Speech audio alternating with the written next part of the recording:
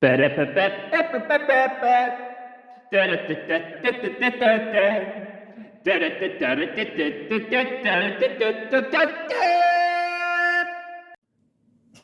up, everybody? Harrison Ring here, and Happy New Year. Yep, it is now 2024, and why don't we get down to top 10 worst movies of 2023? I'm going to do best movies on a separate video, all right? So, we had some bad ones this year, and I'm going to probably do the best to mention them a lot and tell why I hated this movie or why I didn't like this movie. And yeah, but before we start with top 10, I'll give you the top of my honorable mentions, and then we'll start. So here are my honorable mentions. The Jennifer Lopez Netflix movie, The Mother, Aquaman, The Lost Kingdom, Inspector's Son, Priscilla, Winnie the Pooh, Blood and Honey, Bunker, About My Father, and that's all I remembered at the top for my honorable mentions. But here's some that were now going to be coming at top 10 worst movies of 2023. I know, we're going to have some crazy ones and be like, you know what? We'll be all ready for them. So, starting it at number 10 is Mafia Mama. Mafia Mama. You know, when this was announced, I thought that the way how this looks like, it looked like it was like a Godfather ripoff. And be like, oh, I'm just a normal mother doing normal mother things, and be like, oh, your father you did not know about has passed away, and he wants to know if you want to take the mafia spot. And I'm just like, this movie felt boring. It just felt stale, not funny, and Tony Collette had like a very bad performance out of this movie. Like, that's what I thought about with Mafia Mama. Like, this movie's just like a literally forgettable movie that you're going to probably not even remember about. Coming in at number 9 is Fear. Fear was just like another horror movie that was like around January, because usually January doesn't even like release like the best lot of movies that kind of month.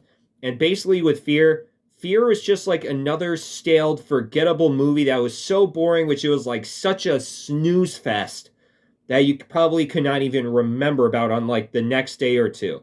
I reviewed about it and I was like, oh yeah, I forgot I watched that movie. Like, it was just literally a forgettable movie that you could probably not remember it about. Coming in at number 8 is Exorcist Believer. Exorcist Believer. You know, when I saw the first one in theaters, the classic one for Phantom Events, like, you know, the first one is a classic, and it's like one of the best exorcism horror movies ever made. Like, all the other ones in like the 2010s or something, they're always just stale and forgettable. But the only ones that are the best in the 2010s is the Conjuring series. But with Exorcist being the best one out of the all time, yeah, that's what I think of The Exorcist. But with Exorcist Believer, no, it was so the opposite of The Exorcist. It's more of the worst horror movie of all time. Like with Exorcist Believer, like, 2 girls went to school and disappeared for 3 days and came back and they were all possessed. And basically, a lot of this was just such a snooze fest. And like the mother of Reagan helped out and just like got her eyes stabbed, like didn't make any sense out of the entire movie. And the only best thing of Exorcist Believer was just Reagan shows up for like 5 seconds. And it was just like, nothing just helps out. Nothing was scary. Everything in Exorcist Believer was just such a boring movie that you're probably not going to remember about. Like, if you saw that movie in theaters, let me know if it was a waste of your time for Exorcist Believer. And with David Gordon Green, you know, he's made Halloween trilogy, which Kills is the best. First one was good, and Ends is not my favorite, and I'm probably not going to owe that movie. But probably with Universal that had the license to this, they should have kept it with Universal or something. Like, if I made a horror movie that was something to The Exorcist, I would erase Exorcist Believer and be like, that movie's not canon. I'm going to refix that. That's what I would have done to make a better Exorcist movie, like Exorcist Believer, because Exorcist Believer was just terrible. All right. Coming in at number 7. This one's going to be a little bit of an interesting one because I didn't really care about this movie a lot, and the animation was just terrible. Yeah, that's right. Diary of a Wimpy Kid, Christmas Cabin Fever. Basically, I've read the book. It's basically just cabin fever, not Christmas cabin fever. Like, basically with Disney that has the license to 20th Century Fox, they're going to probably, like, change different titles for all the Wimpy Kid books. Because I remember I used to read Wimpy Kid books back in, like, 2nd, 3rd grade, and I believe I probably stopped around, like, middle school or something, because I think I read till, like, 5th grade. That's what I can't remember about.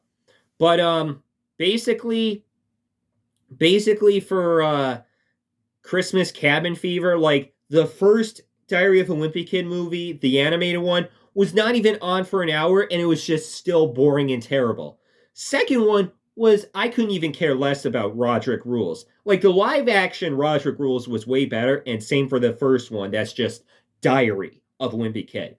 And Cabin Fever, I don't care about it. The animation's terrible.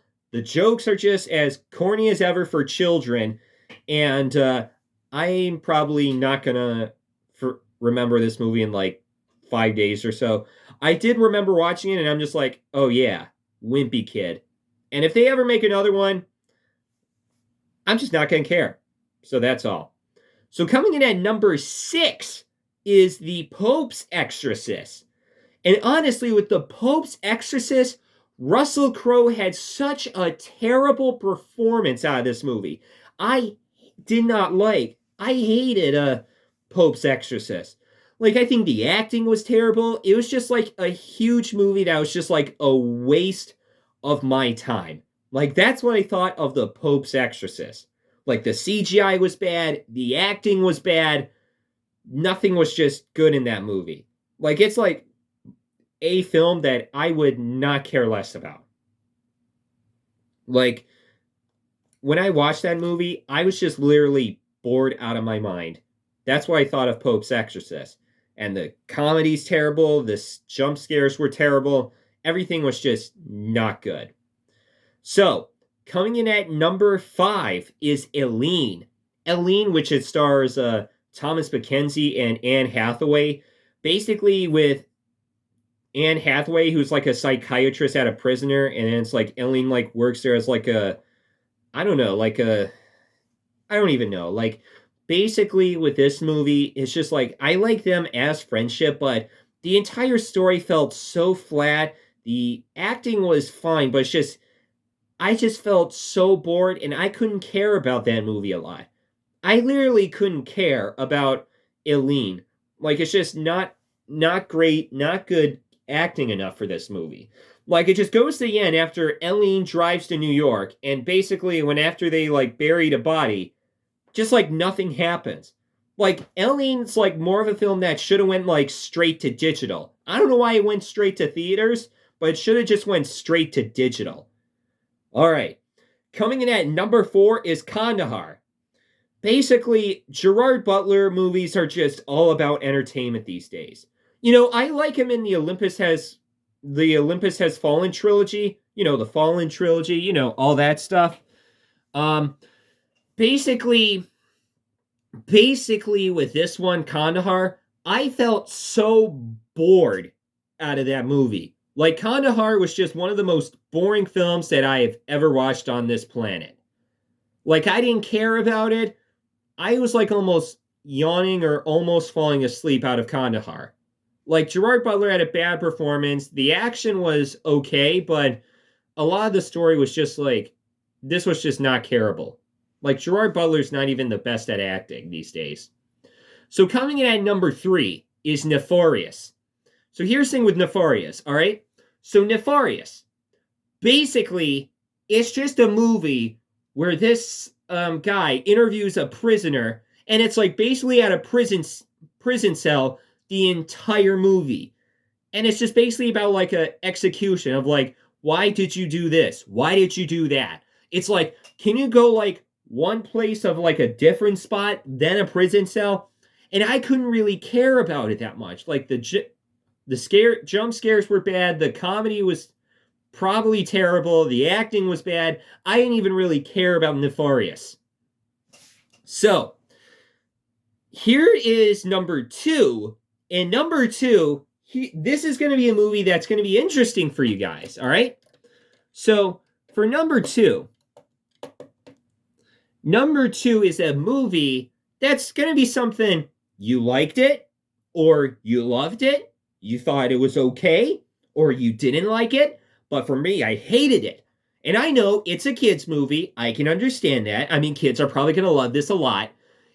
But with the Netflix movie of an animated film, why would Adam Sandler, as a lizard named Leo, or basically a gecko, I don't even know, be having this kind of miserable, lost brain cells out of that movie?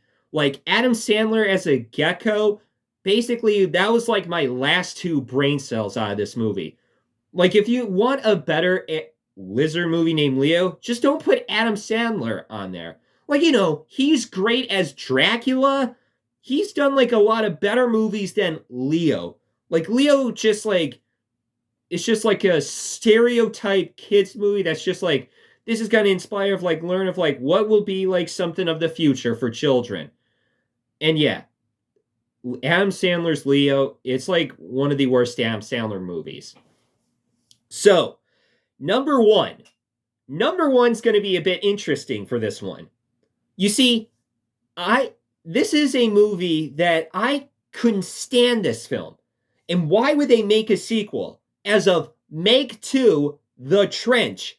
That was the number 1 worst movie of 2023. Basically, the first one, I thought it was just a fun, dumb, silly, stupid action movie that was just about Jason Statham fighting a shark.